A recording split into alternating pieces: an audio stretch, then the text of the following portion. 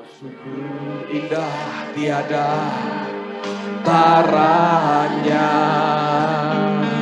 sungguh menakjubkan, sungguh ajaib ku mengerti, lebih dari semua yang ada.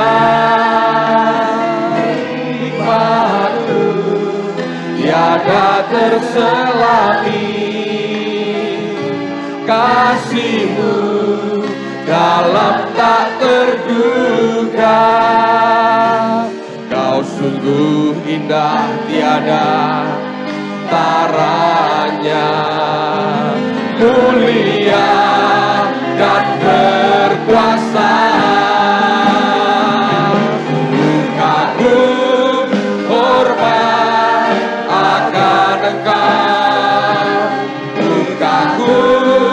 hormat akan Engkau, Kau Allah yang layak ku puji.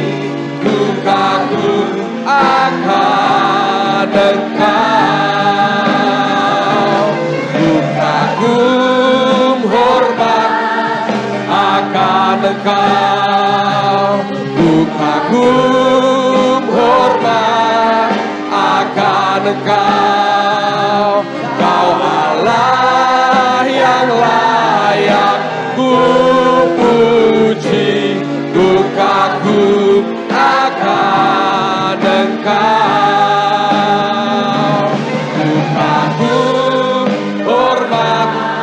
akan Engkau, ku kagum hormat akan Engkau, Kau Allah yang layak ku puji. Ku kagum akan Engkau,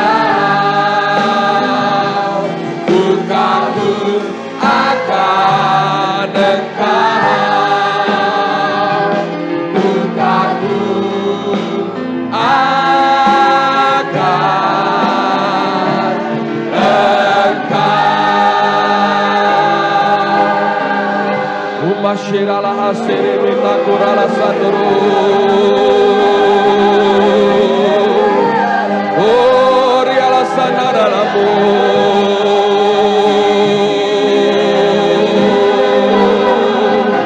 Yara lama sadari lama se. Urala lama sadara lama se. Yara lama so.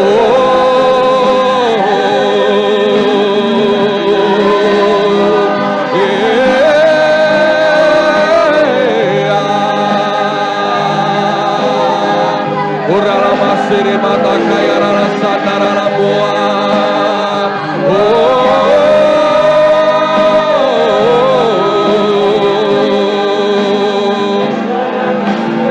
Yara la masandara la masira la masua.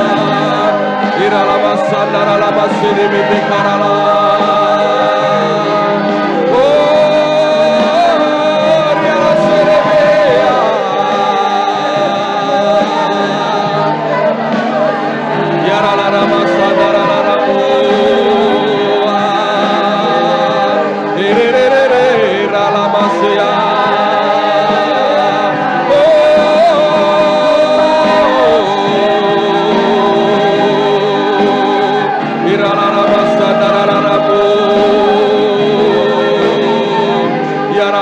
Sadara la mase.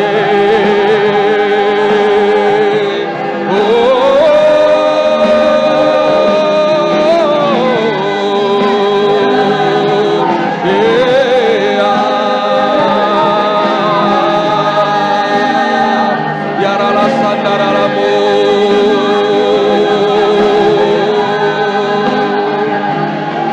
Yara la se.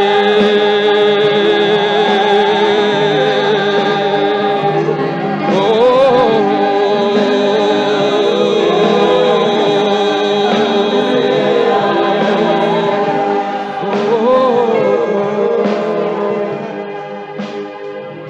Dan hari ini kami berdoa, kami merindukan apa yang berasal dari hati-Mu. Dan kami berdoa, kami minta berikan itu Tuhan kepada setiap kami. Supaya kami semua tinggalkan tempat ini dalam keadaan hati dipenuhi dengan Allah sendiri. Dan karena apa yang dari Tuhan yang sanggup mengubah hidup kami, makin serupa dengan Yesus kami percaya. Kami menantikan yang satu ini karena ini yang sangat kami butuhkan dalam hari-hari ini. Terima kasih untuk anugerah-Mu, berikan pengurapan yang baru di tengah-tengah kami. Dan buat hidup kami sebagai tanah yang haus dan lapar akan Tuhan, yang selalu menginginkan Allah sepanjang kehidupan kami. Terima kasih Bapa, di dalam nama Tuhan Yesus.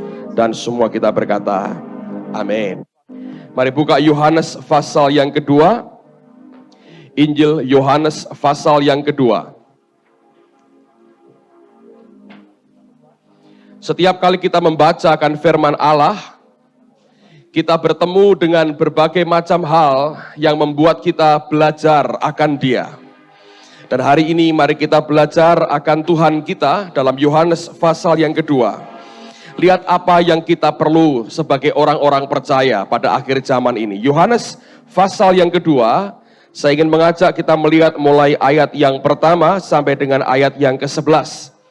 Saya percaya ini merupakan bagian firman yang sudah sering kita dengar, tapi mari kita lihat pada sisi lain daripada kebenaran ini yang akan memberkati kita. Sudah ketemu semua? Yang sudah ketemu tolong angkat tangannya supaya saya bisa melihat. Oke, Anda perhatikan pada Alkitab Saudara, Yohanes pasal yang kedua, lihat mulai ayat yang pertama.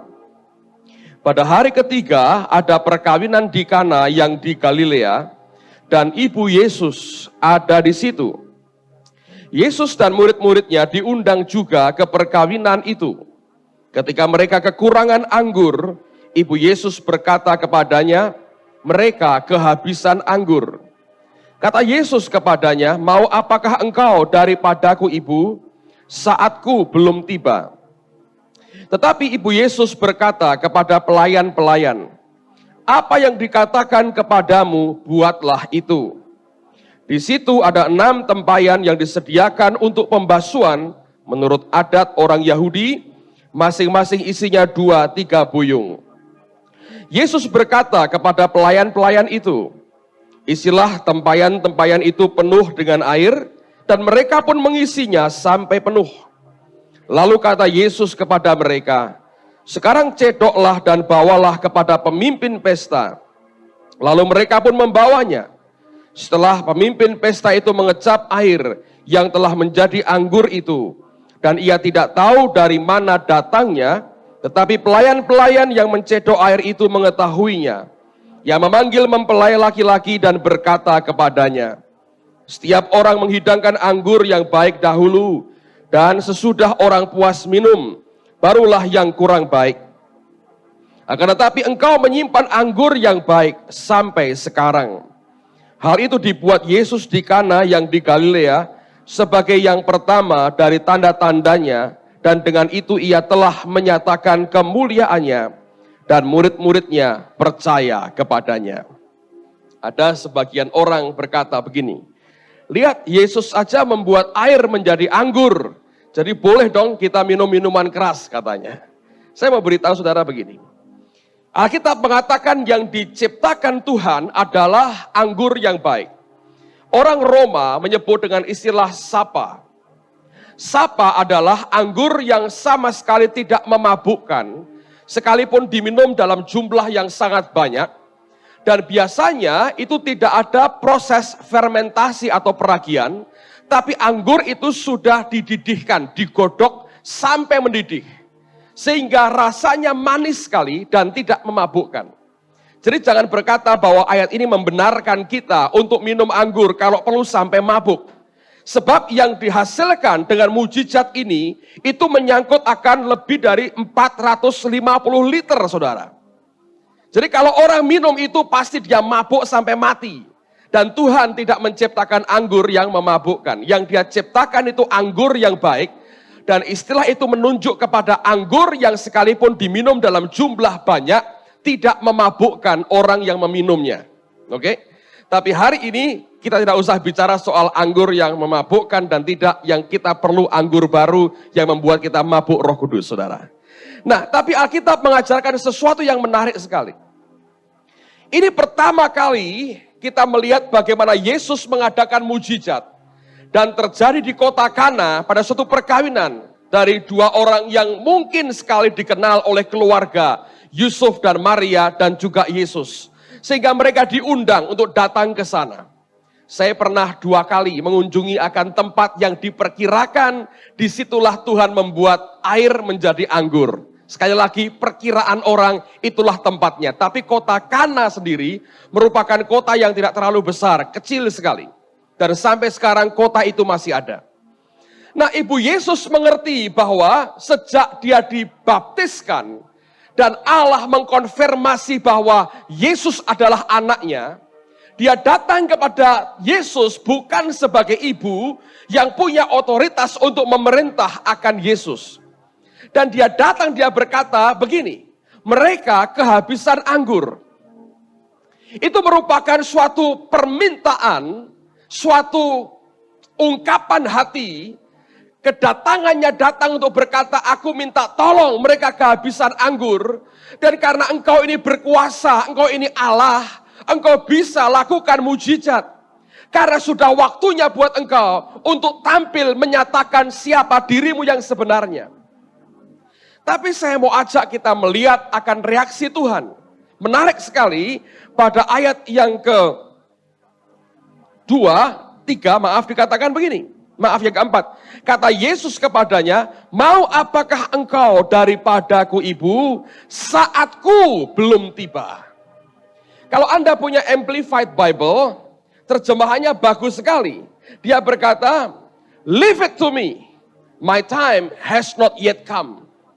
Serahkan saja kepadaku, sebab waktuku belum tiba. Tinggal aja sini, serahkan kepadaku. Nanti aku yang urus, tapi tidak sekarang, sebab waktuku belum tiba. Nah, saudara, saya harus belajar dari pribadi Yesus ini. Setiap kali kita datang kepada Allah dan kita berseru kepada Dia, maka seringkali Dia akan memberikan jawaban yang sama seperti yang Dia berikan kepada Maria ibunya. Ketika Maria datang berkata, mereka kehabisan anggur, mereka perlu mujizatmu, mereka sudah tidak punya lagi anggur, tamu masih banyak, mereka butuh anggur lagi. Dan Tuhan berkata, leave it to me, serahkan kepadaku, tinggal di sini biar aku yang urus, sebab waktuku belum tiba. Tapi jawaban itu sebenarnya juga memberikan indikasi sangat jelas. Yesus bergerak sesuai dengan momentum Tuhan di dalam hidupnya. Ketika dia hidup di dunia 2000 tahun yang lalu, dia 100% manusia. Dan apapun yang dia kerjakan, bergantung kepada pimpinan roh Tuhan dalam hidupnya. Dia biarkan dirinya dipimpin total oleh roh Allah. Dan dengan demikian dia berkata, segala yang engkau minta kepadaku, serahkan kepadaku. Tinggal di sini biar aku yang urus, sebab waktuku belum tiba. Dengan kata lain dia berkata, semua yang engkau minta, aku akan urus, tapi engkau harus belajar menunggu sampai waktuku genap.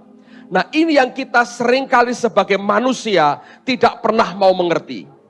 Kita selalu dalam budaya zaman akhir ini, diciptakanlah segala bentuk barang, makanan, apapun yang instan, yang langsung jadi. Tidak pernah lagi kita diharapkan menunggu terlalu lama. Orang sekarang makan di restoran, kalau yang masaknya lama sudah marah, saudara. Karena orang mau semua serba cepat. Tapi Allah adalah pribadi yang berdaulat atas waktu kehidupan kita. Kapanpun dia mau bekerja, saat itulah baru dia bekerja. Dan tidak satu manusia pun punya kekuatan untuk mendikte dia kapan dia harus bekerja. Maria datang kepadanya dengan kebutuhan, dengan persoalan, dengan berkata, mereka kehabisan anggur. Dan Yesus dengan otoritas yang dia punya berkata, leave it to me, serahkan kepadaku, tinggal sini, biar aku yang urus masalah ini. Tapi engkau harus mengerti, waktuku belum tiba. Allah kita bergerak sesuai dengan momentum yang Dia kehendaki. Sehingga bagian kita sebagai orang beriman adalah nantikan saatnya Dia, tunggu waktunya Dia, nantikan kapan Dia bergerak, dan ikuti apapun yang Dia perintahkan. Pada saatnya Allah Dia bertindak dan kita mentaati akan apa yang Dia perintahkan. Kita akan melihat perkara-perkara besar terjadi dalam kehidupan kita. Amen, saudara. Dan ini yang tidak banyak orang Kristen mau mengerti. Kita seringkali ingin terus mendikte Tuhan sampai waktunya kapan, bentuknya seperti apa, caranya bagaimana. Kita terus mau mendikte Allah. Dan seringkali harus kita akui, kita ini merupakan ciptaan yang tidak tahu diri, saudara. Selalu ingin mengontrol penciptanya. Apalagi kalau kita merasa ada keberhasilan tertentu yang pernah kita raih di dunia ini. Kita pikir kita sudah segala-galanya. Bahkan Tuhan pun mau kita kontrol. Tapi lihat mujizat yang pertama. Yang Tuhan tunjukkan sebenarnya adalah, aku Allah yang berdaulat. Engkau boleh datang dengan permohonan. Dan setelah engkau datang, serahkan kepadaku. Tinggal di sini, biar aku yang urus. Tapi engkau harus menanti kapan waktuku tiba untuk aku kerjakan seperti yang aku sendiri inginkan. Dan caranya adalah caranya Dia sendiri. Kalau kita mau belajar akan prinsip semacam ini, saudara, hidup kita berjalan dengan Tuhan akan lebih mudah. Sebab kita tahu kita bergerak dengan pribadi yang seperti apa ketika Dia bergerak. Sekarang mari kita buka Habakuk pasal yang kedua. Saya ingin tunjukkan hal yang senada yang terjadi dalam pergumulan Nabi ini. Dalam perjanjian lama, kitab Habakuk pasal yang kedua, ayat yang pertama sampai dengan ayat yang keempat. Habakuk pasal yang kedua, ayat yang pertama sampai dengan ayat yang keempat. Dia berkata begini, aku mau berdiri di tempat pengintaianku dan berdiri tegak di menara. Aku mau meninjau dan menantikan apa yang akan difirmankannya kepadaku dan apa yang akan dijawabnya atas pengaduanku. Ayat yang pertama ini merupakan langkah yang sudah benar. Setiap kali ada pergumulan apapun, jangan bereaksi dulu, saudara. Datang ke Tuhan, nantikan Dia, tanya dengan Dia, adukan semua ke Dia. Ungkapkan isi hatimu kepada Allahmu yang baik dan berkata, Tuhan, ini loh pergumulan hidupku seperti ini. Adukan semua ke Dia dan nantikan apa yang Dia mau katakan. Tidak akan kita hidup dalam kesalahan demi kesalahan. Kita dengan gampang akan bergerak, berjalan bersama dengan Tuhan. Kalau kita mau belajar saja, yang namanya menantikan Dia dan tunggu akan momentum Allah dalam hidup kita. Ayat yang kedua, ini yang luar biasa. Dia berkata begini, lalu Tuhan menjawab aku demikian, tuliskanlah penglihatan itu dan ukirkanlah itu pada loh-loh, supaya orang sambil lalu dapat membacanya.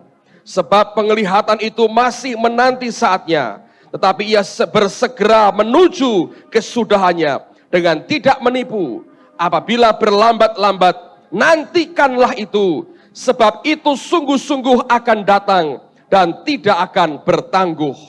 Sesungguhnya orang yang membusungkan dada tidak lurus hatinya, tetapi orang yang benar itu akan hidup oleh percayanya. Amen, saudaraku. Nah, Alkitab mengajar kita dalam segala pergumulan keluhan hati, belajar menantikan Dia. Belajar bergantung dan mengikuti akan irama kerjanya Allah. Tunggu akan momentum Tuhan dalam hidup kita. Kita tidak akan pernah keliru dalam hidup kita kalau kita selalu menanti-nantikan Tuhan dalam kehidupan kita. Kesalahan yang sering kali dibuat orang Kristen adalah karena kita tidak pernah mau menantikan Dia. Dan dengan demikian kita tidak bergantung lagi kepada Dia. Rahasia kekuatan Yesus kalau Anda mau tahu. Dia berkali-kali berkata, aku tidak bisa berbuat apa-apa dari diriku sendiri. Orang ini tampil dengan model hidup yang sangat simpel sekali. Sedemikian simpel sehingga orang salah mengerti dengan dia. Tapi rahasianya ketika dia berkata, aku tidak dapat berbuat apa-apa dari diriku sendiri. Saya mau beritahu saudara, akan kontrol Roh Kudus dalam hidupnya itu luar biasa. Anda tahu, tidak seluruh mujizat yang dia lakukan murni karena dia yang mau, saudara.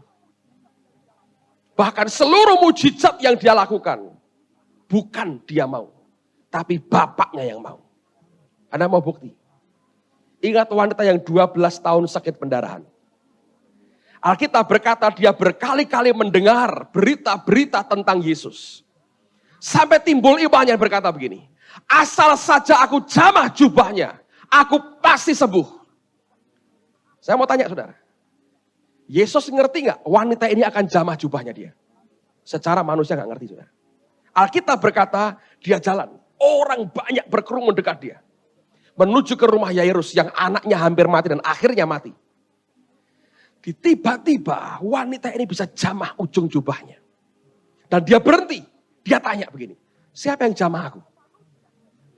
Tidak ada secara manusia keinginannya untuk menunggu wanita ini dan mendoakan dia, enggak. Dia jalan saudara. Tiba-tiba roh Allah bergerak dalam diri wanita ini. Dan dia jamah jubahnya, dia berhenti.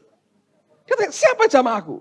Mereka semua tertawa, dia berkata, Tuhan, orang begini banyak berdesak-desakan, engkau tanya siapa yang jamah engkau? Ya banyak, katanya. Dia berkata, tidak. Ada satu orang yang jamah aku.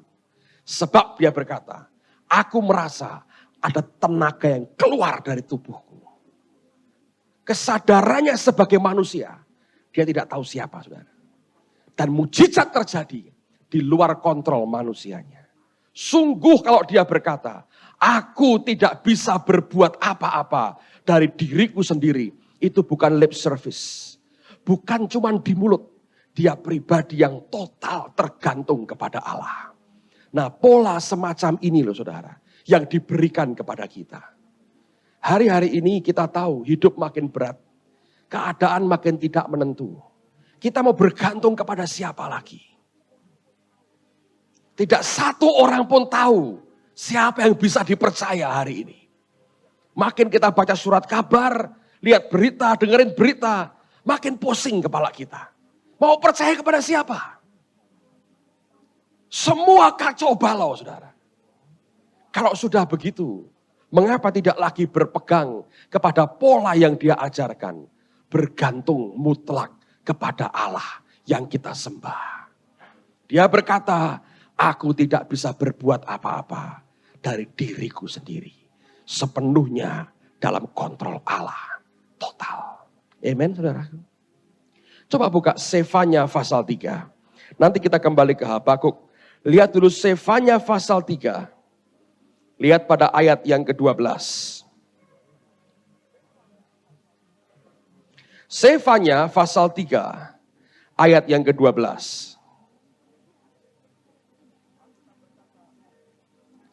Alkitab berkata, di antaramu akan kubiarkan hidup suatu umat yang rendah hati dan lemah. Dan mereka akan mencari perlindungan pada nama Tuhan. Saya mau ulang lagi.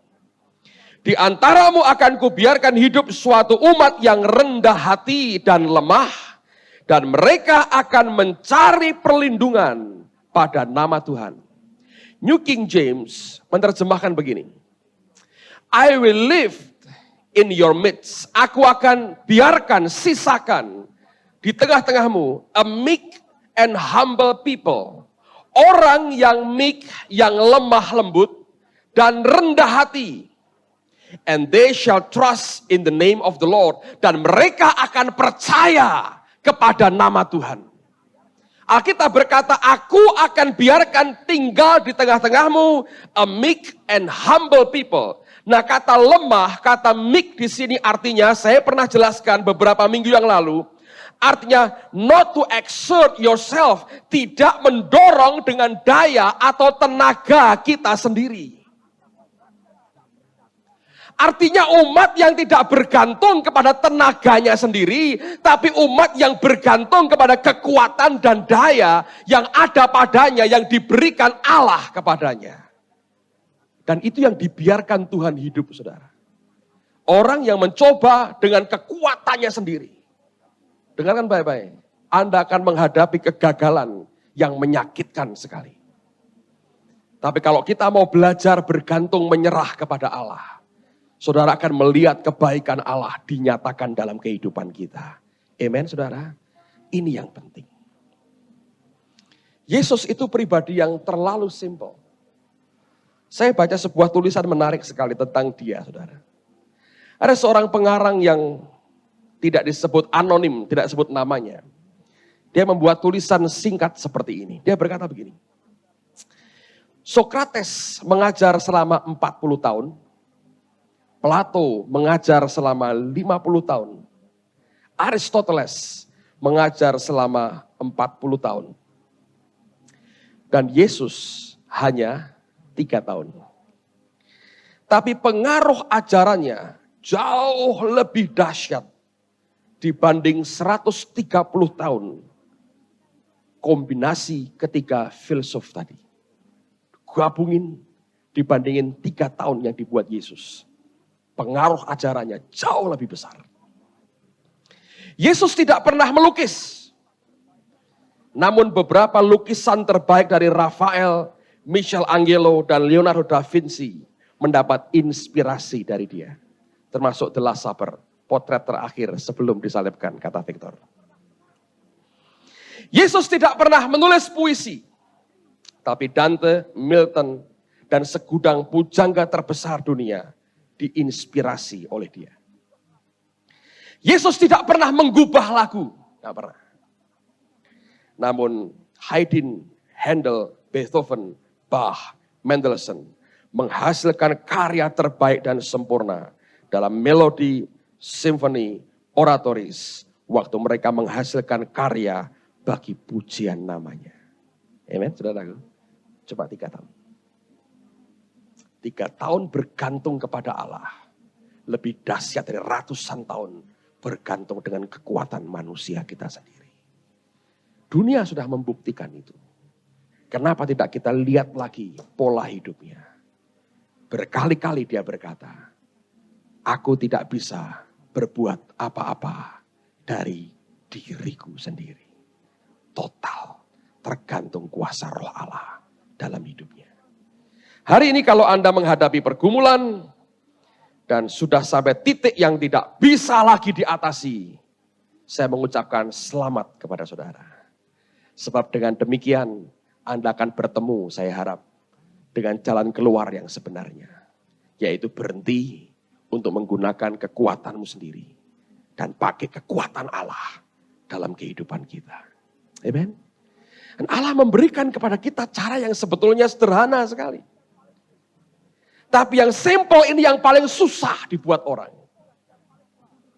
Yesus itu belajar sabar. Anda tahu berapa lama? 30 tahun sebenarnya. Untuk menanti saatnya sampai Tuhan berkata, ya sekarang waktunya engkau bergerak. Dia tunggu 30 tahun. Bagaimanapun rohnya tetap roh Allah, tapi luarnya manusia utuh. Dia belajar sabar. Dia tunggu waktu Tuhan 30 tahun. Kalau kita bisa belajar seperti itu, saudara, saya yakin sesuatu yang luar biasa akan terjadi dalam kehidupan kita. Berapa banyak di antara kita yang sudah mentok dengan semua kekuatan yang ada? Silahkan terus coba kalau Anda mau. Anda akan menikmati kegagalan yang memahitkan sekali. Karena ternyata kekuatan manusia kita terbatas. Yang membuat kita bertahan terus mencoba itu apa? Kesombongan kita. Tidak ada yang lain, saudara. Kecuali kesombongan kita. Dan itu yang menyedihkan sekali. Manusia dengan kesombongannya mencoba bertahan. Tapi di balik semuanya itu, akhirnya dia harus mengakui kekuatan manusia kita terbatas. Kekuatannya yang tanpa batas. Amen, saudaraku. Semakin kita dihadapkan kepada hal yang tidak mungkin, sebetulnya makin ringan tugas kita. Sebab yang tidak mungkin itu, yang mustahil itu bagiannya Allah. Dan biarkan dia yang selesaikan. Semua pekerjaan yang mustahil itu makin bagus, makin gampang. Sebab bukan kita yang mengerjakannya. Saya beri contoh begini. Kalau Anda seorang pelayan, pembantu rumah tangga di rumah seorang konglomerat. Dan satu kali si bos ini kumpulkan semua anggota rumahnya, termasuk Anda sebagai pelayan. Dan bos ini berkata, target daripada rumah tangga di tempat ini adalah, dalam bulan ini kita harus punya pemasukan 1 miliar. Nah bagian pembantu apa? Ya nggak ngapa-ngapain saudara. Kalau mungkin targetnya adalah 100.000, pembantunya bisa diminta berkata, kamu urun berapa? Tapi kalau sudah di luar kapasitasnya, dia tahu tuannya tidak berharap apa-apa dari dia. Kalau saudara diberi beban, pergumulan, visi, janji, yang jauh dari kemampuanmu, makin bagus. Sebab Tuhan mengerti, dari saudara, dia tidak mengharap apa-apa. Hanya dia berkata, tolong jangan ganggu aku waktu aku kerja. Itu aja. Kalau kita mau nyerah hanya dengan dia, ya Tuhan di luar kemampuanku ini. Total hanya engkau yang sanggup kerjakan. Maka dia akan bekerja. Dan semakin tidak mungkin secara manusia, sebetulnya makin cepat selesai saudara. Sebab yang tidak mungkin itu, memang tidak mungkin kita kerjakan. Semua urusan dia. Hanya apakah kita cukup percaya kalau dia berkata, leave it to me. Tinggalkan di sini biar aku urus. Kamu pergi, waktuku belum tiba. Apakah kita cukup percaya dengan berkata, baik Tuhan, aku taruh. Atau sebaliknya, kita berkata, ya kalau disuruh ninggal ya maaf. Seperti kita bawa jam mahal ke tukang reparasi arloji. Rolex kita bawa, kita datang ke reparasi pinggir jalan, Mas betulkan, tinggal aja Pak. Wah maaf, kalau Tuhan seperti tukang reparasi pinggir jalan buat kita, engkau tidak berani taruh tinggal saudara. Betul nggak? Saudara punya barang bagus misalnya, apa saja. Misalnya begini, Anda punya brankas ini isinya berlian, kuncinya hilang. Anda kan mesti cari tukang kunci. Cari pinggir jalan. Berlian saudara. Kalau ditimbang mungkin 1 kilo. Berlian tok isinya. Datang bawa brankas. Ya. Lalu kemudian berkata, Pak tolong bukakan. Bapak ini berkata, Bu maaf. Ini yang antri masih 2. Ibu tinggal saja. Nanti malam diambil. Percaya nggak saudara? Tidak. Sebab Anda tidak percaya orang itu. Nah kalau Tuhan yang ngomong, percaya tidak? Tidak juga. Sebab Tuhan kita anggap seperti tukang kunci pinggir jalan. Betul nggak? Leave it to me. Tinggalin sini. Kamu pergi, tinggalin. Aku beresin. Nanti tunggu waktunya. Kita bilang, ya sudah Tuhan. Aku bawa pulang lagi aja dah. Sebab engkau tidak lebih daripada tukang kunci pinggir jalan yang aku tidak bisa percayai. Aku lebih percaya dengan diriku sendiri. Itu faktanya seperti itu saudara. Makanya datang ke gereja, kebaktian, pulang loh masih dibawa. Ya masih antri kok nunggunya katanya. Tukang kuncinya masih antri. Jadi aku bawa pulang lagi. Anda bergulat lagi. Besoknya datang lagi. Dan tukang kunci ini laris. Pak bisa nggak? Bisa Bu, tapi ini nunggunya lebih lama lagi sebab ini antrinya 5 orang. Tinggal aja di sini, nanti malam diambil. Ya nggak usah, saya bawa lagi. Kan tukang kunci nggak bisa kayak dokter, pesan tempat dulu ya nomor berapa, saya kan nggak bisa saudara. Anda datang dilayani. Makin hari tukang kunci ini makin laris. Anda bawa berangkasmu, dia berkata, tinggal Bu, minggu depan diambil. Makin tidak percaya saudara. Dan akhirnya itu mutiara, berlian, berkilo-kilo, bertahun-tahun tidak bisa Anda nikmati. Hanya karena engkau tidak percaya. Jangan samakan Tuhan dengan mereka. Dia Allah yang berbeda, saudara. Kalau dia berkata, leave it to me, tinggalin di sini buat aku. Biar aku kerjakan. Buat kamu waktuku belum tiba, kamu tinggalin di sini persoalan. Apakah kita cukup percaya berkata, baik Tuhan, aku tinggalkan semuanya. Untuk trust, menantikan dia. Sefanya berkata, I will live in your midst. Aku akan sisakan di tengah-tengahmu a meek and humble people.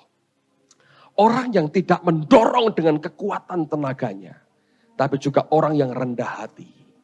Dan dikatakan, and they shall trust in the name of the Lord. Dan mereka akan percaya akan nama Tuhan. Amen, saudara.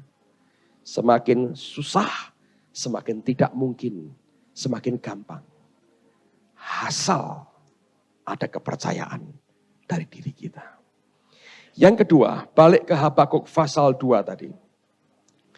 Balik ke Habakuk pasal yang kedua. Saya bacakan ayat yang kedua sekarang.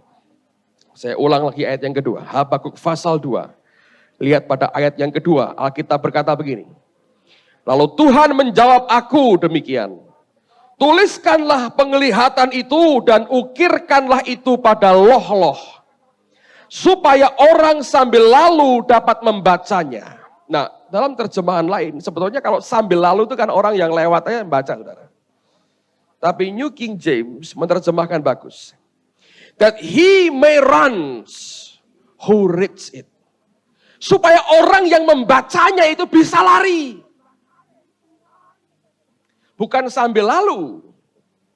Terjemahan dikatakan, supaya a runner, pelari itu bisa membacanya. Kalau saudara sudah menangkap apa yang dari Allah, belajar jadi pelari saudara. Bukan jalan santai, ikuti akan kemauan Tuhan. Kita harus berani bergerak cepat. Pada waktu dia mulai nyatakan kehendaknya, dia berkata, ini kehendakku, lari cepat saudara. Sebab momentum itu mungkin segera akan berlalu. Hari-hari ini saya mau beritahu saudara, adalah waktu tuaian yang luar biasa. Memang betul, tuaian pertama yang kita banyak dengar akhir-akhir ini adalah yang sudah matang dituai suruh pulang. Ya bagus saudara. Tapi saya juga yakin jiwa-jiwa dibawa kepada Tuhan. Dan ini momentumnya, ini saatnya. Anda harus bergerak cepat. Orang-orang sekitarmu yang belum kenal Tuhan, ini saatnya. Bawa cepat ke Tuhan. Karena momentum semacam ini mungkin segera akan berlalu. Kalau Anda dan saya bisa membaca semua tanda zaman dengan jeli, kita akan bergerak cepat, secepat mungkin kita bergerak. Saudara, sebab itu momentumnya Allah. Hari Kamis yang lalu, saya ceritakan sebuah tanaman yang hidup di Cina. Namanya bambu Cina. Saya pikir banyak orang Kristen kayak bambu Cina, tapi juga kadang-kadang Allah bekerja seperti bambu Cina. Tahu bambu Cina, saudara? Kalau mau ditanam, itu cari bonggolnya dulu. Ya. Kemudian ditanam dalam tanah. Dan yang mau melihat bambu Cina ini tumbuh, harus menyirami akan tanah di mana bambu Cina itu ditanam. Berapa bulan, Pak? Jangan tanya bulan, saudara. Selama 5 tahun, Anda harus terus sirami. Dan selama 5 tahun itu tidak ada pertumbuhan apa-apa. Kalau orang gampang menyerah, baru setahun dia berkata, buang. Tapi bambu Cina ini aneh, saudara. Orang yang ingin melihat bambu ini tumbuh dengan hebat, dia harus sabar menyirami selama 5 tahun. Dan selama 5 tahun ini, tidak ada tanda tumbuh sama sekali. Tunas kecil pun tidak. Pokoknya ini kalau mau ngajari iman, nyirami bambu Cina. Coba carilah di mana, saya nggak tahu. Import kalau perlu, saudara. Taruh di halaman depan, beri tanda, inilah bambu Cina di bawah tanah ini. Anda sirami 5 tahun. Kalau Yesus belum datang, Anda bisa lihat tumbuh, saudara. Tapi dengan sabar, tiap hari disirami. Anda tahu pertumbuhannya? Baru setelah tahun kelima, dia mulai tumbuh. Dan waktu dia mulai tumbuh, hanya butuh waktu 5 minggu. Dalam waktu 5 minggu, dia setinggi 90 feet, 90 kaki. Bayangin. 5 tahun tidak muncul apa-apa. Begitu dia mau tumbuh, dia tumbuh betul saudara. Dalam 5 minggu, 90 feet panjangnya. Dengan Tuhan, seringkali kita mesti seperti itu. Sabar. Ketua MK dengan anggota MK-nya sabar. Kalau ketemu model bambu Cina. Disirami, dibesuk. Tidak muncul-muncul. Ke gereja, ya. Datang ya. Orang teko meneh. Kalau kita sudah tidak sabar, kita bilang, dibuang. Coret, laporan minggu depan, nama ini, coret, dihapus dari kitab kehidupan. Kalau Allah begitu dengan kita, saudara, habis semua kita. Tapi hampir semua kita kayak bambu Cina kan, saudara, sebetulnya. Disirami, dibesuk, ya. Teko ya. Tidak muncul. Pak, 3 bulan aku gituin, Pak. Dan memang bambu Cina. Engkau 5 tahun kas baru muncul, ya saudara. Asal dengan sabar dikerjain. Begitu dia muncul, saudara. 90 feet. Coba tanya pada teman sebelahmu, apakah Anda termasuk bambu Cina? Coba tanya. Tanya. Kalau iya mau bilang, ya saya ini orangnya. Tapi Allah juga seringkali mengajar kita sabar dengan cara begitu. Waktu menunggu lama sekali. Waktu pemulihan cepatnya luar biasa. Dan yang hebat, ini hebatnya Allah. Waktu engkau dipulihkan, sakit masa lalumu lenyap seketika.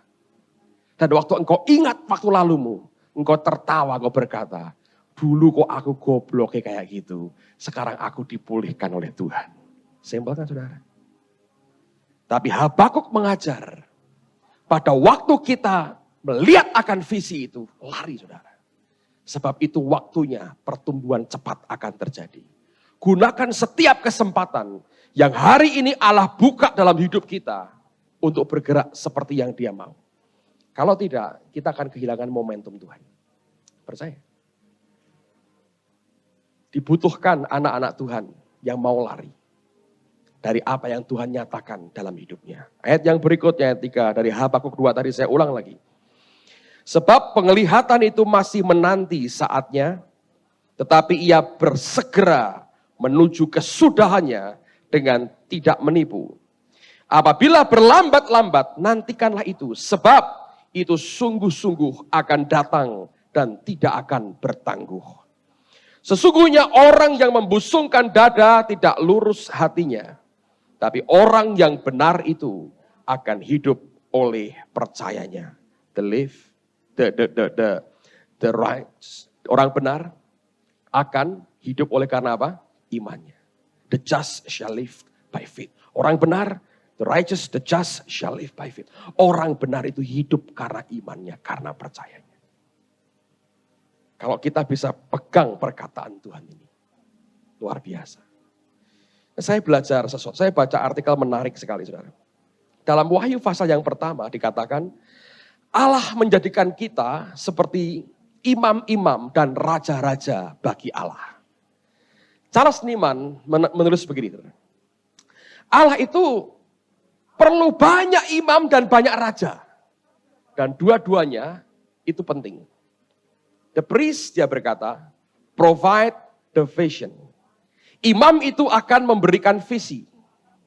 But the kings, tapi raja-raja, provide the provision. Tahu provision? Provision itu adalah penyediaan untuk kesejahteraan. Siapapun Anda, dia mau pilih kita, apakah jadi imam atau raja. Kalau Anda jadi imam, dia buka mata rohmu, engkau lihat vision. Engkau jadi raja, engkau dibuat makmur oleh Tuhan. Amen, saudara. Itu Allah kita. Dia bukan Allah yang suka menyiksakan anak-anaknya. Tapi apakah kita mau percaya dengan dia dan bergerak cepat ketika dia mulai tunjukkan apa yang harus kita lakukan. Lihat Pengkhotbah pasal 11. Dan ini merupakan hambatan mengapa orang tidak bergerak. Pengkhotbah 11. Perhatikan pada ayat yang keempat. Pengkhotbah pasal 11. Ayat yang keempat.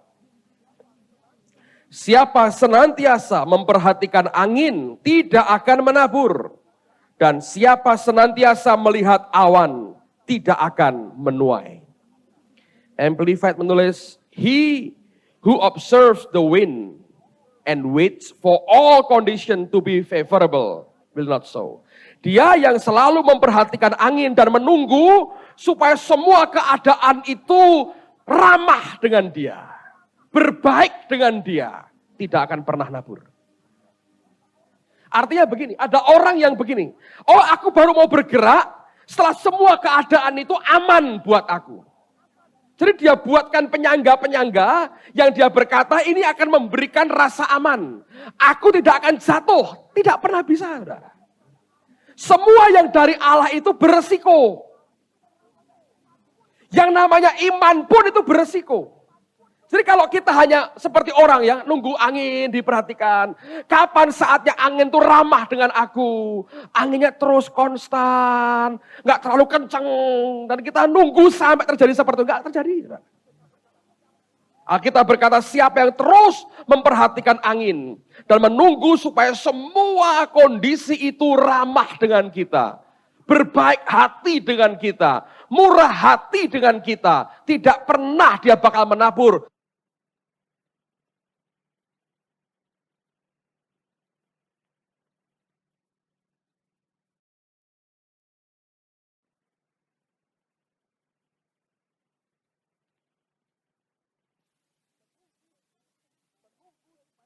Menunggu supaya semua kondisi itu ramah dengan kita. Berbaik hati dengan kita, murah hati dengan kita, tidak pernah dia bakal menabur. Kalau dia tidak pernah menabur, dia juga tidak akan pernah menuai. Jadi kalau kita menunggu keadaan semua jadi baik, tidak akan pernah muncul baiknya. Yang perlu buat kita hari ini adalah belajar bergantung kepada Allah. Menantikan dia. Waktu dia perintahkan kita bergerak dalam anugerahnya. Amen, saudara. Tadi malam ada seorang teman dari luar kota telepon saya. Rupanya dia mau khotbah. Dia mau khotbah nih, dia bilang, aku besok khotbah nih, ayat ini artinya apa? Dia cari input rupanya. Ini orang pintar sekali, dia sambil telepon, dia bawa catatan, saudara. Jadi saya cari tulis sih. Lama-lama saya ngerti, oh cari bahan khotbah ini orang. Jadi malam-malam saya ditanggap, ditelepon, dia cari bahan khotbah, dia tulis sih. Ya nanti besok saya sampaikan. Wah lah repot, saya berkata gini. Tapi dia tanya begini, kenapa kita tidak boleh mengklaim logos? Ya, tahu logos adalah semua firman yang tertulis ini logos semua. Kalau rema bagian dari logos yang dihidupkan Roh Kudus diberikan kepada kita. Kenapa kok kita nggak boleh mengklaim logos? Saya berkata boleh. Hanya masalahnya engkau tidak pernah tahu apakah engkau kuat tidak nanggung harga yang mesti engkau bayar. Dan akhirnya itu membuat orang ini berkata, iya ya. Kalau itu simpel aja, karena saya berkata begini. Dia berkata, kenapa kita tidak menggunakan hak kita untuk memilih?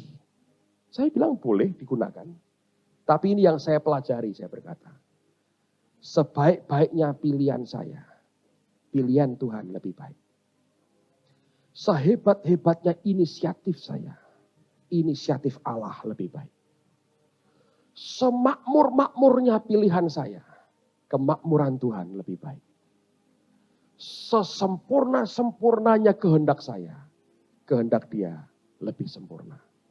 Kalau dia punya yang lebih dan yang paling dibandingkan dengan yang saya punya.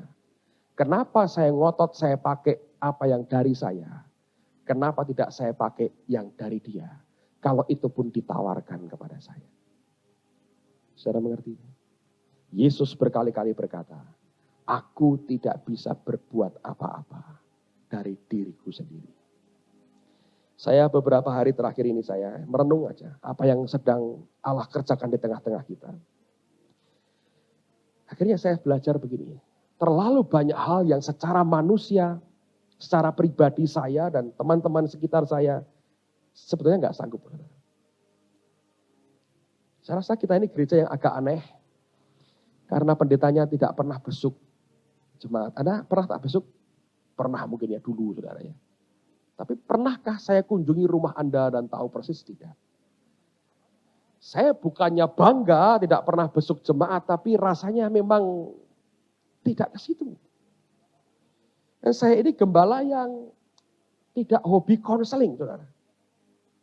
Kalau ada orang konseling buat saya ya baik, saya terima. Kalau tidak, lebih baik buat saya, saudara. Buat saya menunggu orang berjam-jam mengeluarkan unek-uneknya, kadang-kadang cuma lampiasan amarahnya. Sampah dikeluarin. Itu bukan hal yang menyenangkan. Tapi karena saya hamba Tuhan, saya melayani Anda semua, ya saya duduk mendengarkan. Walaupun kadang-kadang Anda ngomong karena itu sampah tak tenggingi. Dalam nama Yesus, tidak mengendap keluar gitu aja tanpa Anda tahu, saudara. Lalu apa yang membuat kita berkembang diberkati? Saya rasanya satu, karena Tuhan memberkati kita. Itu aja. Mengapa dia memberkati? Yang saya kerjakan tidak banyak, hanya saya tidak merepoti dia dan ganggu ketika dia bergerak di tengah-tengah kita. Itu aja, saudara. Apakah itu berarti sesuatu yang harus dipertahankan, tidak ada perbaikan? Kita mau tumbuh, kita mau baik. Tapi jujur kalau Anda diobservasi, apa yang membuat kita maju dan berkembang? Tuhan menurut saya.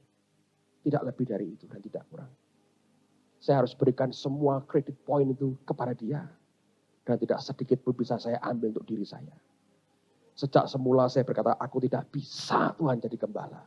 Modelku kayak begini. Tidak mungkin jadi gembala sidang. Waktu dia berkata kamu harus, bagian saya berkata baik, tapi kau harus kerjakan semua. Aku hanya janji satu, dengan pertolongan rohmu, aku tidak ganggu pekerjaanmu. Dan tidak membuat berantakan apa yang kau kerjakan. Dan dia lakukan seperti yang dia mau. Tapi saya mau beritahu saudara, itu anugerah Tuhan. Itu anugerah. Dan saya mau katakan sekali lagi itu anugerah. Saya hanya mau tunjukkan kepada saudara. Tidak ada motif lain kecuali ingin berkata, kita bisa berkembang, diberkati karena dia. Bukan karena manusia kita. Amen. Jangan andalkan kekuatan kita. Mari bergerak dengan kekuatan dia. Tutup Alkitab saudara. Mari tundukkan kepala. Saya ingin berdoa setiap saudara yang punya pergumulan hari ini. Tuhan berkata kepada Maria, leave it to me. Serahkan kepadaku. Tinggal di sini, biar aku yang urus. Siapa yang berkata, Tuhan, dalam pergumulanku ini, aku tahu sudah di luar kemampuanku. Tapi aku mau taruhkan padamu. Aku tinggalkan kepadamu. Biar engkau yang urus. Kalau Anda merasa engkau orangnya, Anda boleh angkat tangan di tempat masing-masing aja. Saya doakan saudara sekarang. Bapak, kau lihat tangan-tangan yang terangkat pada hari ini. Banyak hal yang di luar kesanggupan kami. Sekarang kami ingin berkata, kami tinggalkan padamu Tuhan. Kami pasrahkan kepadamu. Dan biar engkau yang urus semuanya.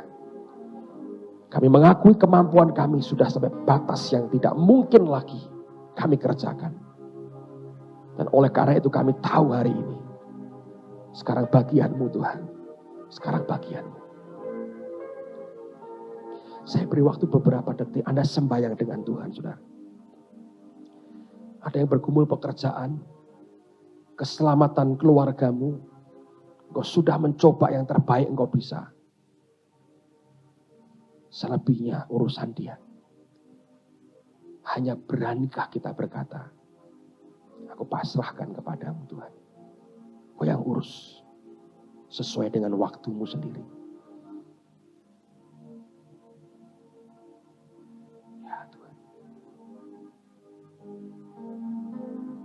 Terima kasih Tuhan Yesus. Terima kasih Roh Kudus.